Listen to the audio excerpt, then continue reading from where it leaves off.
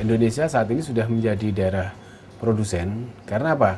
Kita ketahui banyak sekali pabrik-pabrik yang bisa kita ungkap baik itu oleh kepolisian atau oleh Badan Narkotika Nasional.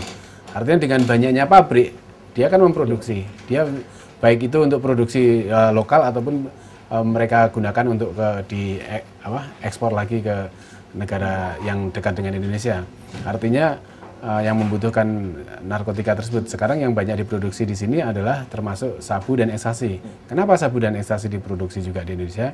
Karena jumlah penyalahgunanya cukup besar. Sekarang ini yang tren adalah penyalahgunaan narkoba, pertama jenis ganja, yang kedua adalah sabu. Banyak pengedar narkoba yang telah tertangkap. Namun banyak pula yang dapat meloloskan barang haramnya ke Indonesia dengan berbagai cara. Dengan menggunakan berbagai modus dan tipu muslihat, mereka mengelabui petugas dalam menyelundupkan narkoba. Mengingat keuntungan yang teramat besar dalam bisnis haram ini. Membuat pabrik besar, kita ketahui beberapa kali kita bongkar, baik itu yang ada di Tangerang, di Cikande itu, kemudian ada di Batam, kemudian ada di Bogor, di Jasinga oleh kawan-kawan kepolisian. Itu banyak sekali. Sampai tahun ini hampir kurang lebih dari tahun 2002 itu sudah sekitar 140-an pabrik yang bisa dibongkar atau diungkap. Nah, mereka sekarang mengalihkan ke industri rumah tangga atau rumahan. Kita sebut dengan yang namanya kitchen lab. Mereka kalau kalau yang buat besar itu mudah tercium lah, mudah ketahuan, masyarakat juga merasa kok ada yang aneh dari lingkungannya, sehingga mereka membuat yang kecil-kecil.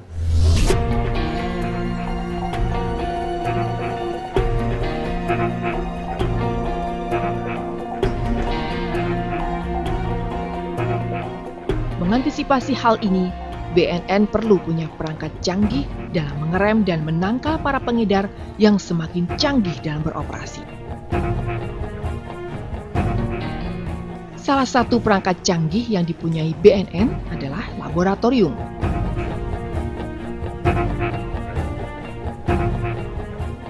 Lab ini secara berdiri 2003 sudah ada, namun keputusan Menteri tentang operasional untuk kegiatan penegakan hukum dari tahun 2004. Di tempat ini dapat menganalisa dengan cepat berbagai jenis narkoba dan turunannya untuk kepentingan penyelidikan dan penindakan.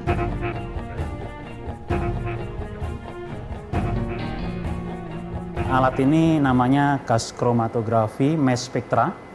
Ini kita gunakan untuk melakukan konfirmasi hasil pengujian awal yang sudah kita uji pada sampel-sampel yang kita terima. Jadi sampel yang dikirimkan baik oleh penyidikan maupun dalam rangka penegakan hukum, pemberantasan, sampel yang kita terima sebulan itu bisa sampai 1.200 selama ini. Di rata-rata 1.000 lah kita per bulan. Makanya lab ini beroperasi 24 jam. Jadi standby 24 jam untuk ini, siap untuk memberikan dukungan penyidikan.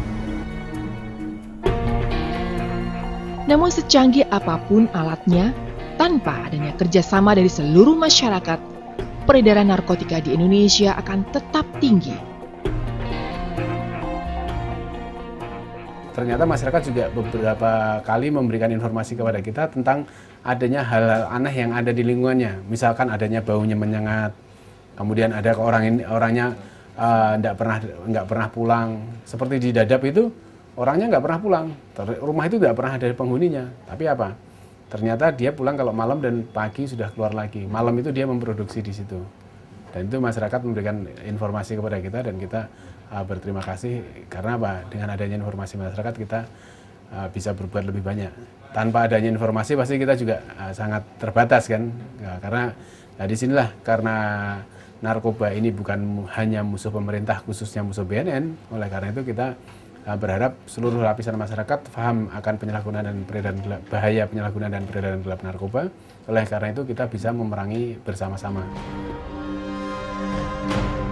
BNN butuh laporan dan bantuan dari segenap warga, karena bahaya narkoba bukan hanya kepada para keluarga korban narkoba saja, tapi juga ancaman bagi keluarga Anda yang belum terkena narkoba.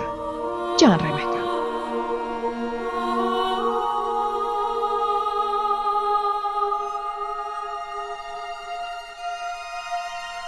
Teman-teman yang masih di luar, yang masih pakai, satu sisi sayangilah, badan lu tuh sayang lah. Kalau siapa lagi kalau nggak diri lu sendiri yang sayang sama badan lu, sayang juga sama keluarga lu yang udah take care, udah perhatian sama lu, itu sayang lah. Kasihan kalau cuman badan lu gara-gara dirusak, cuman gara-gara drugs doang, sayang banget. Hidup kita masih lebih indah kalau tanpa drugs. Motivasi yang masih naik turun, kemudian pemahaman yang salah, kemudian belum tahu gitu caranya bagaimana sih untuk melanjutkan hidup gitu tanpa mengulang-ulang lagi permasalahan tersebut gitu. Kemudian support dari keluarga, support dari lingkungan sekitar gitu, itu pada akhirnya berproses kemudian sampai membaiklah sampai sekarang seperti itu.